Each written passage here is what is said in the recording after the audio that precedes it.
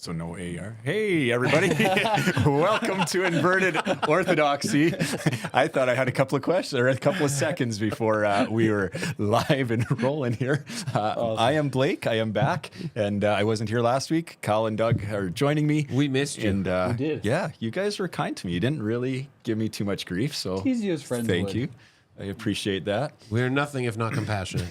I enjoyed your answers. Thought you did a great job last week. So that was leading into You're not here to rebuke us? No, not at all. I was just, I actually missed it. I told Kyle I was excited about doing the podcast today. Yeah, I like being here and answering questions. So This is one of my favorite times of the week. Yeah, I love doing every the week. podcast. No matter what the week's happening, like we've always got the podcast to look forward to. Yeah, Yeah, absolutely. Before we get any further, if you've got a question, because we're going to jump into our questions, You make bet. sure to ask them at invertedorthodoxy.com. You can also email hello@invertedorthodoxy.com. That gives away, though, the anonymity of being able to use our message box that's there. But yeah, if you pop over to our website, invertedorthodoxy.com, there's a number of different ways you can click on to be able to ask your question. It may be a while. We've had a couple people who have asked a question, like, hey, I asked a question. I haven't got to it yet. Be patient. But this is good, because It is there's been great. other times when we've been like, hey, Oh, yeah. everybody, who's got a question? Please ask a question, because there may not be a podcast next week. No, this is great. The only way to get to the top is either one, come to our Christmas Eve service next year, apparently, and I'm still getting flack for that one, or two, you can listen along and have something that you've got concern or question about, and send it in as AER, response to this episode or another one. I feel like we should clarify that AER has to be in response to something we Yeah. said. Can't You just can't just say say AER, new question. Yeah, exactly. But that is a way to get bumped to the top if you want to keep a conversation going that we've addressed. But yeah, all that and more at invertedorthodoxy.com. Or get someone who hasn't listened to the podcast, get them to listen to the podcast, and then email Kyle and say, I'm a new listener, and Kyle bump you right up to the top. Because if you're a faithful listener, you mean nothing to Kyle. On that note, let's jump into some questions from average people. next question is very average. All right, first question of the day. It says, I'm a little confused what happens to you after death. I read a few different answers. I read that your soul leaves your body and goes into a dream-like state. There is judgment right away, day of judgment. That judgment will happen in two stages. An initial personal judgment when people die, followed by the definitive judgment at the end of it all as well as the second coming. There's a word there. Do you guys know how to pronounce it? Parousia. Parousia. Then it says, I always believed that when you died, your body is left on earth, but your soul goes to heaven. The pain is left behind, and that you live in eternal bliss, or some other word. But I'm so confused with this sleep-like state. Same question about hell. Thanks much. This is an interesting question, and I appreciate this person asking it. And I can see where your confusion comes from, because the Bible's not totally clear. Yeah. And so what typically happens is you get pastors who find the answer that they like or that they've chosen to believe in, and then present it as though it's the only one, instead of saying, we don't know, here's the full picture of what Scripture says and how Scripture paints. There's so many different areas of theology where the Bible is not definitively clear. Yep. And the problem is, that's not a problem. The problem is that pastors and teachers get their chosen one and then present that one as the only possible explanation, ignoring the other parts of Scripture. You did a long form teaching not too long ago, Kyle, on hell and the different views about hell. And I talked about hell a number of years ago in a sermon, did a 2-week sermon on hell, where we presented the fullness of what the Bible teaches on hell. Yep. And this is another one of those areas. Another one would be eschatology, right? You hear people who are like, I'm pre-trib, pre-millennial, and that's the only possible way that it could be. And I grew up in a church where that was what was presented. If you are not pre-millennial, pre-trib, are you even a Christian? Like, how dare you question You're that? pre-Christian then. Well, you have a lot more faith than I do because you want to go through tribulation. That's what. No, pre-millennial, pre-trib. Oh, pre-trib. Yeah, Okay, pre-trib. sorry. Yeah. So that was growing up. We're out of here. Like we are. No, that's gone. what I'm saying. And what you said about pastors, like saying what feels right to them. I remember someone teaching me about the different tribulations and all the rest. And I was like, well, I'm pre-trib for sure. Like why would you I'll choose take that any? ticket. Was your thought Jesus is going to give us whichever one we decide we like? And Jesus in heaven, like, why are all these people picking post-trib? I don't understand them at all. That's what I'm saying. The post-tribulation people, they have a lot of faith. Like, they don't want to endure for God. I'm like, no, take me out of here. There are a lot of areas that we don't know. Yep. I'm going to try to pull little bits out of this conversation as we start. So the Parousia second coming, I think that is mending a couple different pieces of theology there.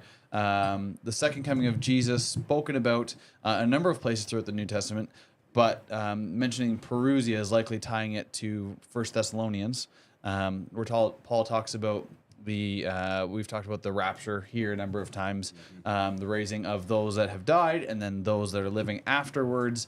That's a whole other conversation. No, but I think that they're saying there's a judgment after And I that. was gonna say, the judgment is also a separate item the final from judgment, conversation around that. Revelation 20, 21, somewhere in there. Yeah, and so there's a number of pieces there that I'm trying to kind of pull the threads apart.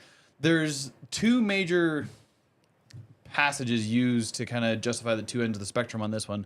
One is you've got Paul in Corinthians, to be absent from the bodies, to be present with the Lord. Kind of, I'm imagining this immediate, your soul goes to heaven right as you die thing.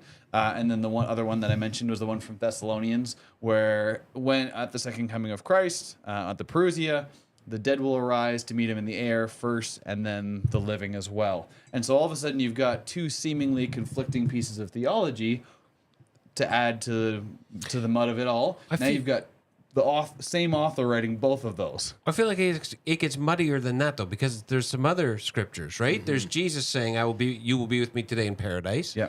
But then you have the parable of Lazarus and the rich man, which we could get into the eschatological significance of that and what the point of that parable actually is at another time. But I've heard people who use that as an example of this is what happens after you die. Right. You're not technically in heaven. You're in this place called Abraham's bosom. So there are other scriptures that do kind of muddy the waters even further that I've heard preachers reference. Yeah, which the Old Testament view would be then going to Sheol. Sheol, the place of the dead for both the good and the evil. There is no differentiating there in the Old Testament thinking. So these are multiple different ways. I would like to make the point, I don't think it's going to matter to us, which I know maybe, I'm not trying to poo-poo on the question at all, but if the soul sleep part is accurate, you're not going to notice any different. You're going to all of a sudden be dead and then all of a sudden be with the Lord, or you're going to immediately go there. That I don't know if the experience will be any different to be present with Christ all of a sudden, but how that works out. The body part, the resurrection of Jesus, I think we look to his resurrection to be encouraged about what ours would look like. There is a renewed body that is going to be functioning as the body, I think, always was intended to do. So Jesus does stuff that your average human doesn't after his resurrection. Walking through walls, seemingly teleporting. Like, there's a lot of cool stuff that Jesus gets to do that we don't do in our average everyday bodies. And so there is still going to be a bodied part. It's not this disembodied soul idea of being in heaven, but it's a renewed body without pain, without suffering, all those things, which we did also have a conversation about cremation a while ago. As a result of that, like what happens with these new bodies and all that. But I won't go back down that rabbit trail. So that's my just kind of starting the conversation with the two ends of the view. When you talk about the renewed body, I can't help but think I just finished that Genesis book by Rabbi David Foreman. The chapter on Noah. Okay. Oh, I don't want to get into it too much. If anyone wants to read a really interesting book, it's called Genesis, a Parsha Companion. It's the book that goes along with the Genesis readings that they do every week as they journey through Torah every year in the Jewish church. Cool. And so this goes with the readings every week. And the chapter on Noah was really, really interesting about pre-flood. And then as you're talking, going back, because he said what happened pre-flood, that was God's world. On the other side of the flood, it's actually a different world. That this is some thinking and moving into the eschatological views Right. of what our bodies will be able to do. And I've heard people who have said, get back on track, you can, like when you die, Yeah. your spirit goes to be with the Lord. That's where Paul's saying to be absent from the body is present with the Lord. Yeah. That you'll go be with God, but you won't have your resurrected body yet. Right. Right? And I'm like, and again, this is where it's like, maybe. Yep. Maybe. Like, Yeah. I think that we should be, as teachers, it's okay to sometimes go, there's some things we don't know definitively. Absolutely. I was listening to the radio, I don't know, sometime in the last few months, and I don't remember if it was a secular show or if it would be a Christian program I was listening to. I don't remember, but there was a fella, I assume he's probably authored a book, and that's why they have him on there, but he was a doctor, and he's done all this research. I don't know if you guys have heard this, but done all this research on near-death experiences. So people who go into a coma or whatever else. I read a couple books about that. And what his research has shown, like worldwide, different religions, doesn't matter what it is, exact same experience for every person. Yeah. Like their experiences are so close. And when they define them and talk about what they've seen and what they've done before they come back to life, it's like the same thing. So he was using it as proof of God, that it's just like he believes there is a universal God that is in control of this thing. So Interesting. I thought that was kind of interesting. So I think that with this question, it doesn't necessarily tell us what happens after death, but interesting that people all over the world with different backgrounds and everything would still have the same experience in a near-death experience. So Yeah. Probably worth jumping into the latter part here of discussion about hell, and I think that ties into conversation around judgment. I always like to clarify the term judgment in English is flexible in multiple different ways, and the two pictures we generally have are judging like a courtroom judge, evil or guilty or not, or innocent.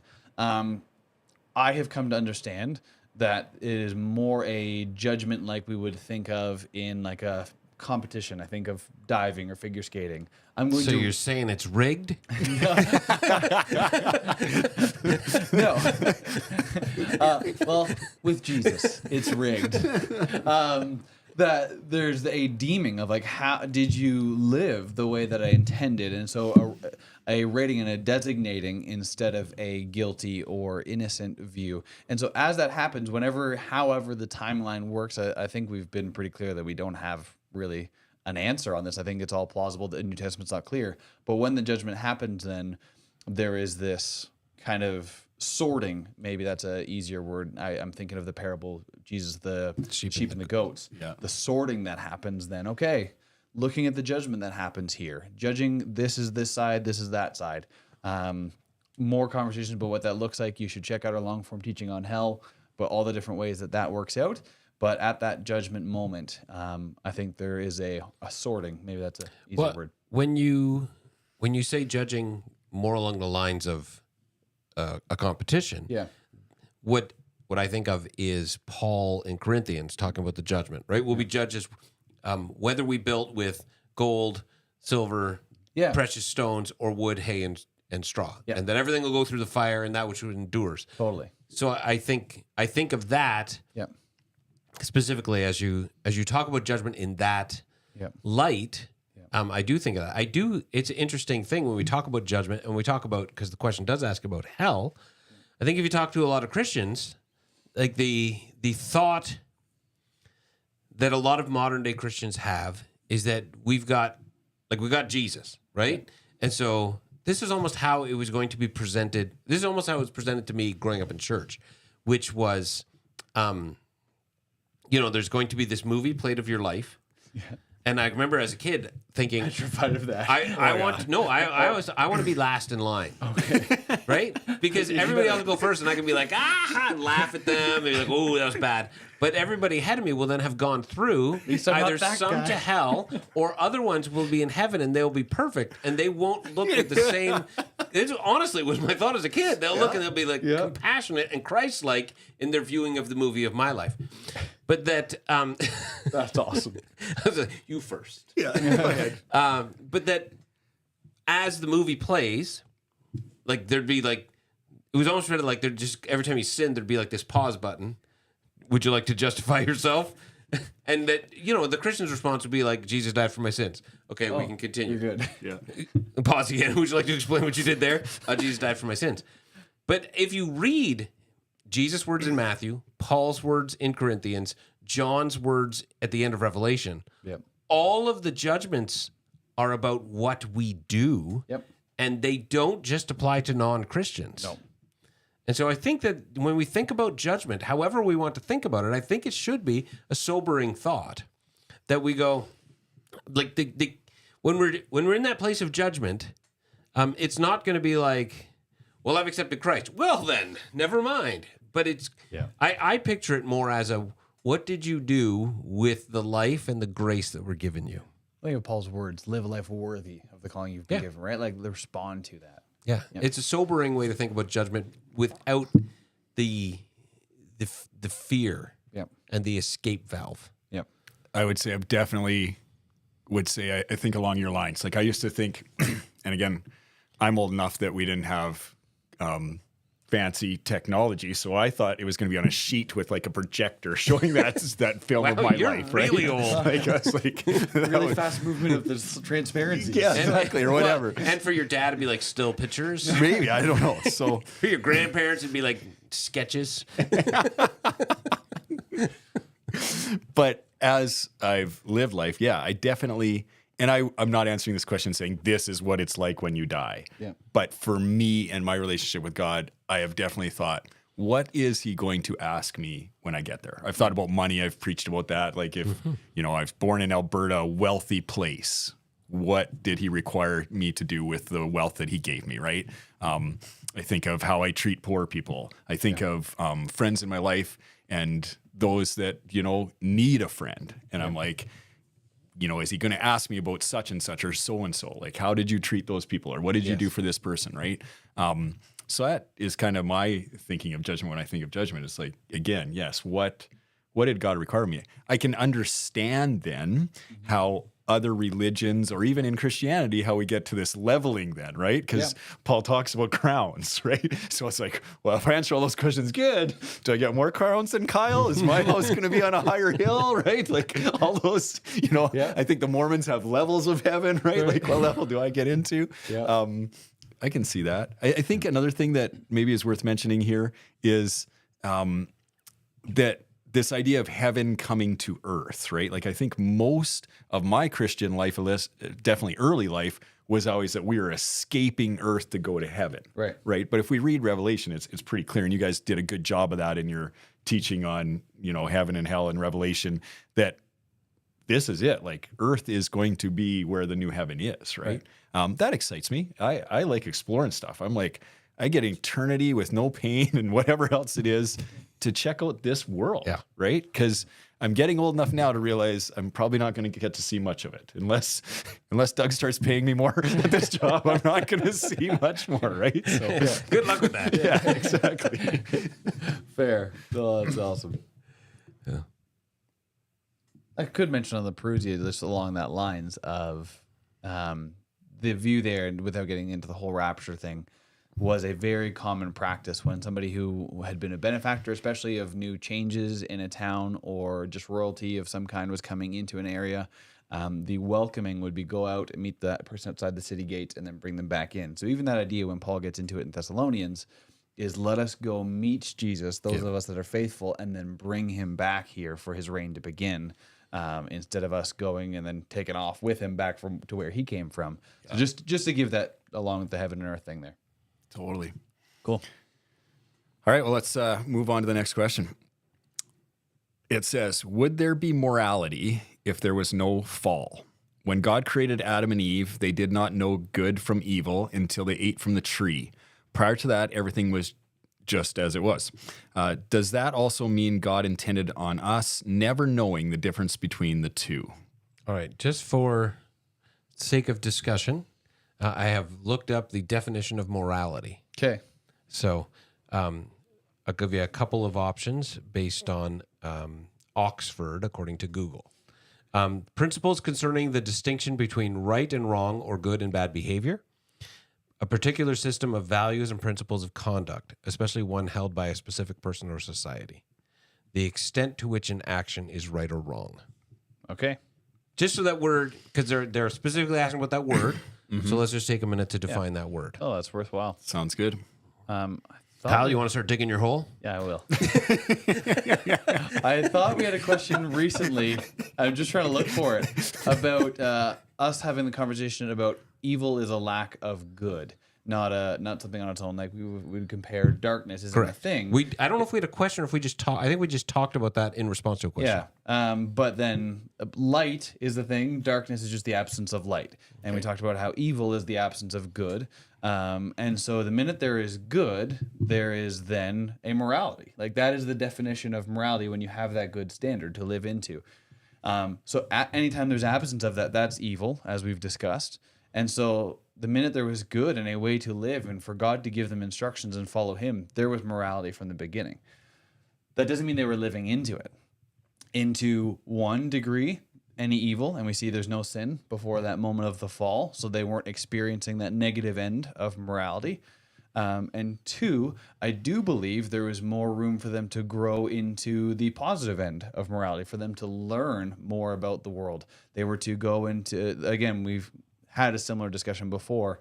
Don't remember the podcast episode, but even practical things, like there'd be goodness in the participation in the stewardship of the creation that God gave them. So to expand the garden, there's going to be better farming practices they'll discover, how to cultivate things, how to then harness the animals to be able to use them, and then later on pull and refine elements out of the ground to make the technology we have. I think that's all beautiful parts of subduing the earth, in conjunction with the rest of creation is this beautiful thing. So there would be growth into goodness, how they would learn to, without a stepping into evil, I think they would have grown in depth of relationship, how to treat one another and be more generous and take care more of each other better. Not that God wasn't doing that, but then they would have gotten to be participants of that. That Adam would have learned how to cultivate life for his wife and for his kids, so he could be the provider of God's goodness and in ways that God was providing for them. So the language around Genesis, as I've come to understand it, Genesis 2 and 3, is Adam and Eve are set almost like children, these like blank canvases wanting to grow into this world, and they have the choice to follow God before them, and if not, to the imagery that the Bible Project used, to literally take into their hands the decision of what they were going to do and decide what was right or wrong is what's on that tree. And so I believe they had room they were going to learn more and more about the goodness. And then I think as you understand the goodness, you understand what it would look like without ever having to do it, to understand the evil side, a lack of good. And therefore they would have had a wider understanding of morality on both sides of the spectrum as they grew into maturity with God. It's my take.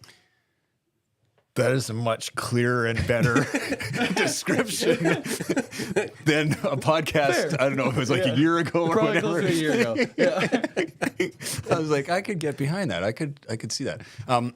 Obviously, I would think the different line of thinking Yep. would be that Adam and Eve, the earth, whatever, was all mature when God gave it. So they already had full knowledge of everything. Yeah. They didn't have to learn anything. Yeah. I don't know what's true. I don't know which one was better, but yeah. And then I would just ask then the basis for that, because the start of the whole conversation is God asking them to walk with him and follow him and slowly giving them more responsibility of go name the animals, go subdue the earth. Like he was inviting them into more. Yeah. And there's a task to grow into then. I don't think it was mature. Like if it was all mature, there would have been no call to go subdue the earth, multiply, all those things. Like from the beginning, it was an invitation. I've created you, now grow more into who I'm calling you to be. That as I've come to see it, I just don't know how there is another option. Right. I would think, and I could be totally wrong here, maybe I'm even fishing for more questions, but the mature earth definitely is a rebellion against evolution or anything other than that, right? Like Right. God made it. It's all like it started day 1, 6 days. This thing was done. Yeah. So maybe that is why some people would believe in Adam and Eve knowing everything and being mature right away. Because I think maybe you're convincing me a little bit. Sometimes you do this, Kyle. You wear on me that A little water drop over time. that I could be convinced that there's growing. I guess then your explanation of morality is different than Google's a little bit, and you're saying that the morality is just a goodness and knowing more goodness. Would they ever know evil if they had not ate from the tree? Well, I think like we've said, evil is simply a lack of good. And so they wouldn't have to have experientially known evil without realizing, I don't want to do anything but love you well as my friend Blake. Because that's just not how I want to be. I want to give you as much love and grow into that. So I think they could use their imaginations. Again, this would have been something, what would it look like if we weren't caring for one another? Like this, I don't know, can't think of what movie. The utopian idea of like, I couldn't even comprehend what that was look like. I think of C.S. Lewis's space trilogy. They get to one planet and there's no sin ever been there. And so humans actually bring sin to that world. And I think that's what we were supposed to look like. We can't even imagine what it would be like to not have evil thoughts cross our mind, yet to know goodness so well that we would never want to have a life apart from it. But I don't think that means they couldn't have understood. Like, they had the ability to hurt one another, or else we didn't have free will. They had the ability to hurt one another. They had the ability to turn from God, but they would never have, at that point, imagined doing so. So I think there would have been a level of understanding without an experiential understanding of evil. So I think that where you guys are talking, when you're talking childlike and you're talking wisdom, like they would know stuff. We don't know. I think that whichever way you land, because the Bible doesn't make it clear, I think what Kyle's trying to get to is innocence. More so than necessarily knowledge. We don't know how much they knew, but there's definitely an innocence there that is clearly evident in this story. Yeah. And I think when we think of innocence, we think of childlikeness. Right. And I think there was a blank slate. I think God doesn't tell them everything. He's like, go and subdue the earth. We're gonna work on this. We're gonna learn. We're gonna grow together. Yep. When I think of the tree of the knowledge of good and evil, I don't know that they would have known evil in the way that they came to know evil experientially, right? Like the Hebrew word yada for knowledge is always like an intimate knowing, an experiential knowing. They would never have experienced it. They would probably, had they never done anything, there would have been philosophers who would have sat and talked about what the reality of darkness would have been like, right? Imagine a world where there isn't light. Yeah. And maybe maybe in the context of that story, there wouldn't have been night. And I'm just trying to think. I guess I know there's day and night in Genesis 1. So, so they might not have had that analogy. But there would have been philosophers who would have said, imagine if we didn't do the right thing. Imagine what that could look like. And imagined it philosophically or theoretically. Yep. But I don't know that they would have come to know it on any other way except by the decision to embrace it. Yeah. Right? There are things that we can only know by knowing. Yep. And some things we're not meant to know by knowing. Yep. And I think that's part of the story of Genesis 2 and 3 is if we would trust God, we'd realize there's some things we don't want to know. Yep. And that's really the core. One of the core points of that story is the serpent's like, no, like you'll become like God and that you'll know good from evil. He's packaging a terrible thing like it's a good thing. He doesn't lie. He simply repackages it as like an advantage. You don't know this thing. Yeah. But there's some things I don't want to know in life, and I'm okay with that. Yeah. So, do you think then? I'm adding to this question. Yeah. We're back of the line. We're Adam and Eve. I'm the host. He thought of this question. Unless you shut off my mic, I can kind of lead where I want to go. Adam and Eve, humanity, were they doomed to fail anyways? Like, was that the only temptation that was ever going to be thrown at them was the tree? And had they passed that test, they would have been good. See, I think you're taking a very literal view of Adam and Eve. Sure. Okay. Well, humanity. However you want to imagine that to look like. I'd ask this, Blake, is there still any different temptation than to trust God or not with every bit of our life? Like, I think that's still the exact thing that we're struggling with now. It comes in all sorts of different expressions of evil. Absolutely, yeah. But that's the root of it. Am I going to trust God? Yeah. And follow in his way as he's leading me is the root of the human struggle. So I think with free will, I would have to argue there's probably just an eventuality that was going to happen. I think God always knew how then he would work with that, and I think there could have been different ways. one of the questions that we haven't had that maybe I'm totally just fishing, I am 100% fishing for now, is the conversation about morality is one thing. What about the whole second member of the Trinity that we know as incarnate and now is forever incarnate? What would the expression of Jesus, the second person of the Trinity, been look like if we didn't need a savior to come die for us? Right? Like there's a whole conversation there that would, I don't know if it would have had to happen one way or another, but I think there, yeah. Well, would Jesus have had to become incarnate? And that's what I'm saying. Like, what would the experience of the second person of the Trinity had to happen if we didn't fall? Well, he was always the pre-existent Word, the eternally begotten Son. I'm not arguing that he wasn't there, but would he have had to come in the flesh in the same way? No. Right? And I so- don't believe so. Like right? when you go to Genesis 2 and it says God walked with him in the garden. I'm not fishing now. We're just going to it. But I think we assume that's the Father. Yeah. But why do we assume that? Fair. Why do we assume that it was only the Father? Why couldn't it have been? We always assume that. And I've thought that many times. Like, that would have been the triune God. Yes. Right? Yeah. Just So- a fun conversation. But yeah. Definitely. So yeah, I think eventually they would have fallen. I think naturally with free will, that's the case. I know there's a philosophical principle about it. Once we've made atom bombs, eventually it's going to happen that we're going to use them. Kind of thing. Same with sin. I think, does that mean God intended for us to never know the difference between good and evil? That God never intended for us to know evil? Yes. I think that's one of the things that there, like any parent wants their child to avoid pain. God was like, hey, don't do this thing. Right. And In of the course that was his experiential way. Yes, exactly. Yes, And there, yeah, just clarify. I don't want you to experience this thing. I give you a free will. Yeah. Now use your free will to trust me. And every parent or anybody who's ever loved anyone, you want them to not experience something bad. But as a parent, I think how often you warn your kids about something 10 times and then you step out of the room because you have to answer the phone or the doorbell rings or whatever, and then they do that thing, and then they're in tears, and they're like, "Oh, I did that," and you're like, "What did you think I was trying to do?" Yeah. Yep. Right? Totally. And I mean, nothing helps you to realize the heart of God like having kids. Fair. Yep. Amen. From every end, right? Yep. Oh, from yeah. from understanding how the love of God is perfect and unchanging, from understanding Yep. grace and mercy to understanding God must at times just be like, what is your deal?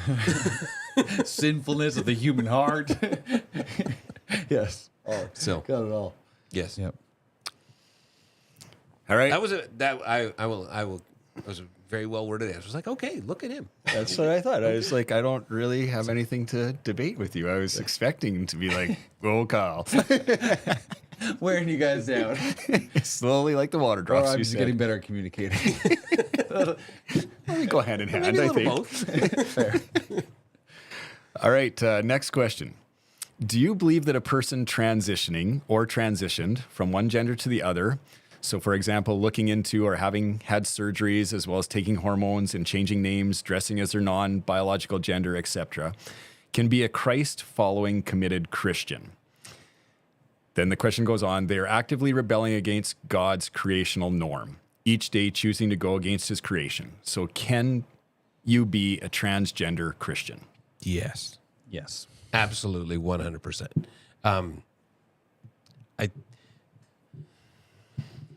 I think that this is I mean, we had a question not too long ago about suicide Yep. that I think is in some ways similar to this question. That when we don't struggle with something, it can be easy for us to just dismiss the struggles of people who are having it. And so, absolutely, 100%, I believe you can be a transgender Christian. Sorry, I'm just trying to pull up a reference here at some point. So if anybody else has anything to jump on, that'd be awesome. Well, I mean, there's a big question in there, right? And that is, they are actively, or a statement anyways, they are actively rebelling against God's creational norm. Is that where you were going, Kyle? Is that... I would say we all do that every day. Yes. The person who's eating junk food is actively rebelling against God's creational norm. The person who drinks excessively is. The person who doesn't exercise is. Yep. And this is where I'm like, because we don't wrestle with something, because we don't struggle with something, we typically have less mercy for the people who do, rather than recognizing that I may have a different struggle, I may have a different issue, there may be something different going on in my life, but the core is the same. Yeah. I agree. Yeah. I'm trying to find a video from a guy, Forrest Valkai, scientist I follow on YouTube. He has some really interesting stuff, and just trying to find his one specific video on gender, of how intricate this whole conversation is. I think we simplify it down to really quick talking points. At the most surface level, what's between your legs? We go, oh, well, that should decide it. Getting down and ignoring the whole intersex group of people. That is, if I remember, 1% of the population having genitals of both genders. At a much deeper level, having genetics that would be quite literally confusing. It's not just XY. That's not the simple designation. It was what the video that he talked about was. Incredible science background that he was able to alleviate that conversation, or bring some information to that conversation. And so I want to begin with, we've often simplified this conversation so much. Can I just speak to that though? Yeah. Because I don't think that transgender and intersex is the same thing. No, it's not. At all. Because we would say people are born with two legs, but occasionally someone's not. And so we don't say, well, then people aren't born with two legs. Unfortunately, that's not the way the conversation has been held in a lot of circles. Right, but I'm just saying that transgender and intersex are not the same thing. Not necessarily, but that's how it's been treated a lot of times. And so I just want to clarify, bring the full clarification. So the practice for a long time was whatever genitals were most predominant, doctors at birth were covering up or removing the opposite ones to make it, they assumed by what was most prominent, that was what the person's, the rest of their whole body, psyche, genetics would have lined up with before they had the ability to test that. That has not always been the case. There's been a lot of people who have struggled with that and only found out later on in life that the feelings that they were having were far from abnormal as a result of what was going on in their body that they didn't know about. So I just want to say, there's a whole group of people that are labeled under transgender as a result of many other things that are going on. And then gender identity as a whole nother conversation. The other part of the assumption that we have here is that somebody just knowingly doing this and rebelling against God. That I want to have a lot of empathy towards people who, one, maybe they find out about the whole Christian thing after they've gone through a transition and go, what do I do with this? I've often put forward in the conversation. So let's say we have a gay couple in the church who have adopted kids. They come to faith and they've got these 4 kids at home. So what do? God hates divorce and you're not affirming? What do we do with that situation? Do we rip those kids away from their parents that they've known their whole lives? There is mess in this world. And so, one, we don't know the... Always. Mm-hmm. So we don't know the situation. We don't know where this person's going through. Other conversations we've had that I'm just going to keep relaying to multiples of them, we don't get to pick the order in which somebody has conviction over one thing or another. And I'm not even getting to where I land with this conversation on its own. But if hypothetical person struggle with gender identity, gambling issues, drug abuse, and beating people up, and all of a sudden they come to, I don't know, making stuff up, come to faith, and the Holy Spirit begins to lead. These are the things that I want to work on with you. We don't get to say, well, deal with the exterior one first. Keep using the drugs because we can't see that. That's behind your closed doors. But we want to see you dressed in the proper clothing we think you need to. How arrogant of us to think that we get to tell the order of somebody walking along with what Christ is convicting them of. And so there's got to be a lot more sensitivity. I personally do land in a little bit more of a traditional spot in this. I don't know if this was God's intention. I have a lot of patience and empathy towards people and struggle, and I see there's a lot of nuance in this theology and in this thinking. So I have absolutely the ability to agree to disagree with people on this one. But because of the mess that's around this, there is so much that I don't get to understand somebody could be struggling with. But when I've seen and hear the stories of somebody who is struggling with or has transitioned and their love for Jesus is evident, I want to affirm that all day long. And then Jesus will work on those things with them. I will open myself up to being alongside them, walking with them. for whatever that means and whatever conversations we have. But when I see a love of Jesus in somebody's life, that's a dedicated Christ follower. And the rest is something we work out over time, not clean yourself up and then you're over the line. That's grace based on works. And we've always been opposed to that. Every branch of Christianity is opposed to that. And so it's not clean yourself up and then you're a Christian. Every branch of Christianity is opposed to that in principle. Yes. They haven't always actually been pro that in real life when they have to get with the mess. Totally. And that's all of us at all times. And that's why I say, like, if the mess in your life is similar to the mess in my life, then it's okay. Yeah. I will have grace with you. But if the mess in your life is something I'm not comfortable with, you need to fix it right now. Yep. And that's a problem. Yeah. I would also just like to say, like you said, like it's based on which body part is between your legs. Yeah. Well, if we're going to say that, then we need to say that. Right. But I can't help but think that a lot of gender confusion comes from that we say, if you are a male, here's all the things you can and cannot do. Yes. And even more so, if you're a female, here's all the things you can and cannot do. Yep. Because women get that a lot more than men. Yep. Everywhere in the world, including the church. Yep. Some churches. And so we make gender more than about the thing between your legs. Absolutely.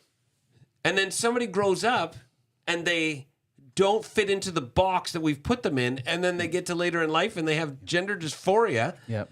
And we're like, well, it's just about the thing that's between your legs. Like, and I'm like, well, that's not the message you've been giving them for the first X number of years of their life. So you're changing the story now. Yeah.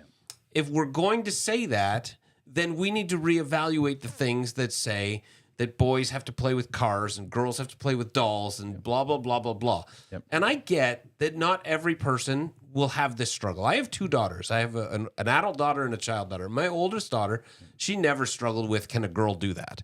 Like, that's just her personality. She was never someone who was like, I'm a girl, could I possibly blank? Whatever she wanted to do, she went and did. Yeah. She just had that personality. Yeah. My youngest daughter, like I remember, because for a while I was running Spartan races, and I remember showing her on Instagram somebody who ran Lindsay Webster, a pro Spartan racer. Yeah. And she was like, girls can run those? And for her, that was an issue. Yeah. Megan would have never, ever questioned whether a girl could do it. Right. So, and it'd be easy, and I'm not saying this is Megan, but it'd be easy for someone who was like Megan to be like, well, that's not an issue, you just do it. No, it wasn't an issue for you. Yep. But for someone else, it could be an issue. Yep. And like, I have a 9-year-old daughter who likes some things that are typically not girl things. Yeah. Right? One thing she loves cars. When we drive around, she's like, Dad, look at that car. Yeah. She can point out cars and knows what kind of cars they are. Cool. Yeah. And Laura Lee will like sometimes join in and Lee will be like, no, Mom, that's not that car. Which is really funny. Because Laura Lee's just participating, but Laura Lee's not a car person, but Leah really is. If you were like, well, you should play with dolls. You can't like cars because you're a girl. Yep. What message do you send? You're sending you're not a girl. Yep. So if it is just the body type or the body part, then we need to let it be just the body part. Yep. And if it's more than that, then we need to recognize that some people are going to grow up and struggle with, I don't fit in the box the way that the box has normally been constructed. Totally. Yeah. I loved how you answered that, Kyle. Just because I look at this question and I go, I could write this question, no problem.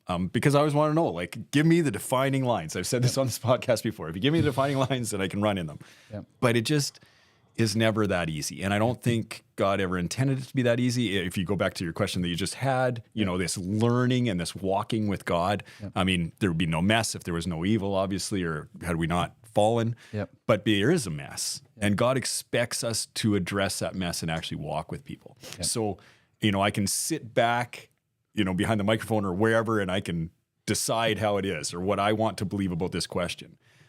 But it doesn't make any difference to how I live it out, because what I have to live out is loving people. Yep. And when I engage people and they want to talk about God, then we need to talk about God. If I engage people and they don't, well, that's fine too, but it doesn't change it. I still need to walk the way that God's calling me to walk, and that is love people. Yep. Yeah. All right, let's move on. Is it worth jumping into this one? I feel like maybe just jump to the next 287? question, 286, is going to be too long. I feel like that we should maybe jump to 287. because we got like 10 to 12 minutes left. All right. I'm excited about next week's question. Yes. Then. This week's question says, I recently heard a message on render unto Caesar what is Caesar's. The conclusion, okay, was that whatever the government says is law and Christians are obligated to honor it. I pay my taxes and follow the laws, but I am reluctant to blindly follow any man or matter his position, or no matter what his position is. How far do we have to go to render under Caesar? How can we reconcile this with leaders like Putin and even Hitler? Thank you. Love your interactions. Okay. Brilliant question. Yes. Can I just begin before we get into anything? Let's read the story Yes. that this comes from, because part of the problem is that I'm going to guess that at least part of the problem that the person who's giving this message is they're not looking at the larger. Sure. Mark 12 verses 13 down to 17. Later they sent some of the Pharisees and Herodians to Jesus to catch him in his words. They came to him, now they being the chief priests, teachers of the law, and elders. So that's who the they is that they're referring to, according to verse 12 just before it. They came to him, the Pharisees and Herodians, and said, Teacher, we know you are a man of integrity. You aren't swayed by others because you pay no attention to who they are. But you teach the way of God in accordance with the truth.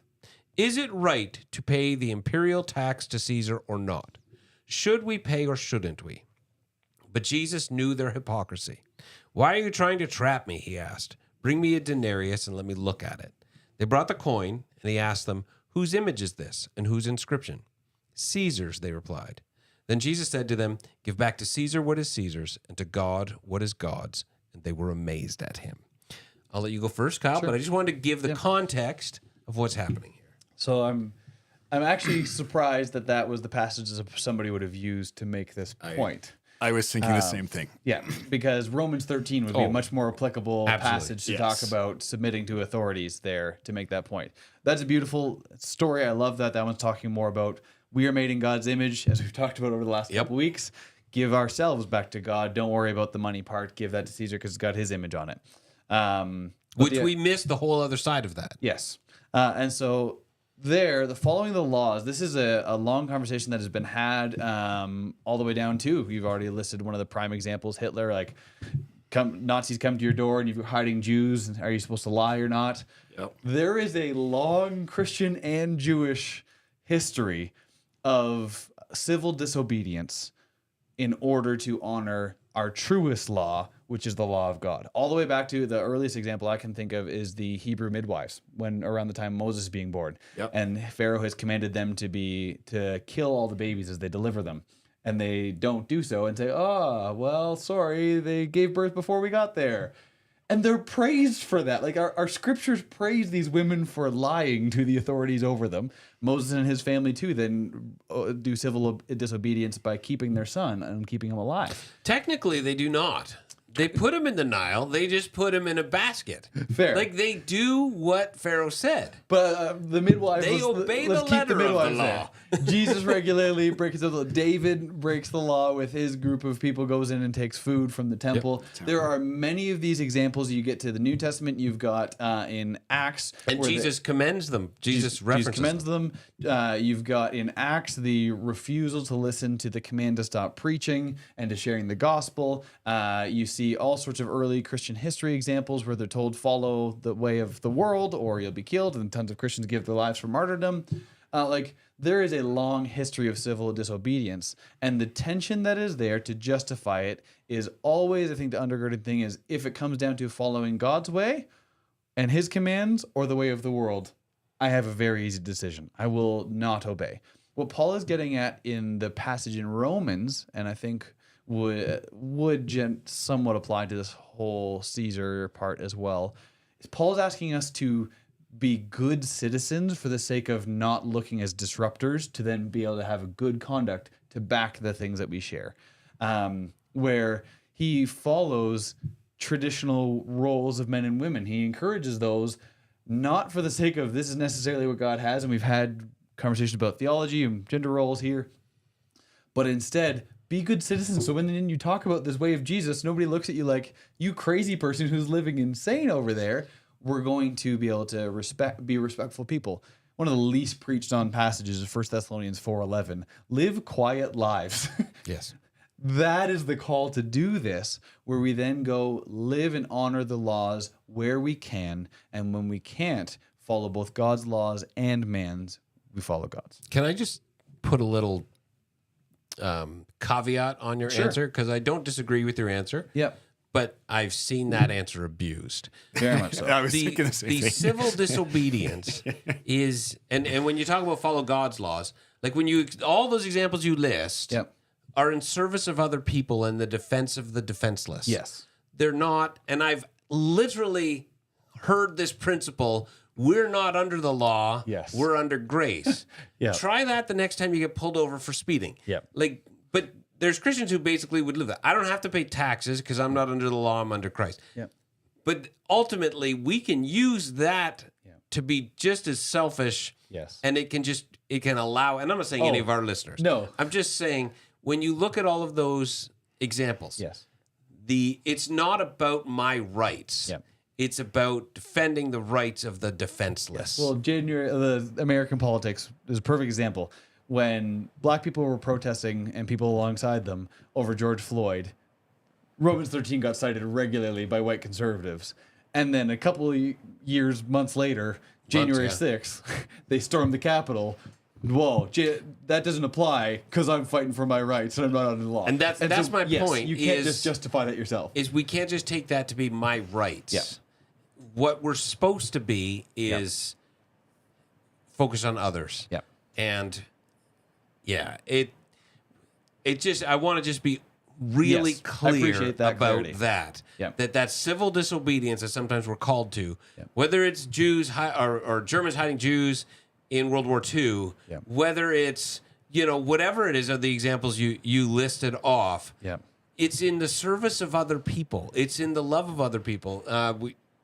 You lent me the book Jesus and Nonviolence, which I read last week, and really good book, but just about this third way of civil disobedience that doesn't quickly either result in running away and hiding or resorting to violence, but learning to engage in creative, nonviolent solutions that will bring the change that God wants to bring. Totally. Those don't happen without somebody having the courage to challenge the status quo. And the two examples that are used most frequently in that book, Martin Luther King Jr. and Gandhi, who he continually goes back to as examples of that, because probably the two best known that we would think of in Modern day. In the last 100-ish years. And the reality of the success of those guys setting out, not only in achieving their goals, but in calling other people to going that same way. Yep. Absolutely. That civil disobedience has always played a role, but it's not supposed to play a role just in what I want and what I think and what I like. Yep. It's supposed to be in service of others. Yep. Yeah, I think that's a good defining. If you're trying to figure it out for yourself, whether I should disobey this one or not. Yeah. Does it do me good or does it do good for the people that God loves? Which I think is what Jesus is getting back here, right? Yeah. Is it right to pay the imperial tax to Caesar or not? Yep. Give to Caesar what is Caesar's. First of all, they're trying to trap him. They're not asking the question from any sort of good motive desire to know the truth. This is not something they're wrestling with. Yeah. But even in the answer, it's like stop being selfish. Yes. Totally. You ever watch the VeggieTales video where they're trying to do it without Bob, and they're like, let's go to the scripture. It's a really old one. Let's go to today's scripture verse. And they can't get the computer to turn on, so they just hold up a piece of cardboard, and it's written like in kids, it says, don't be selfish. And they quote that as the verse. And Lorelei and I will often just look at each other and be like, don't be selfish. If there's one lesson that I think we all could learn regularly and probably do well to remember more frequently than we do, it is that one. That's good. That's a good ending for our podcast today. Yeah. Don't be selfish. I'm going to get behind the computer as you guys close. If you guys would like to ask more questions, visit us on invertedorthodoxy.com. And you can ask questions any way there that you would like, as Kyle said at the beginning of this podcast. You can also visit us on our website, our church website, and there's still a link there to send in questions as well. But What's our church website? livingspringsairtree.com. All right. All right. See you guys later. Have a good week. Have a wonderful week.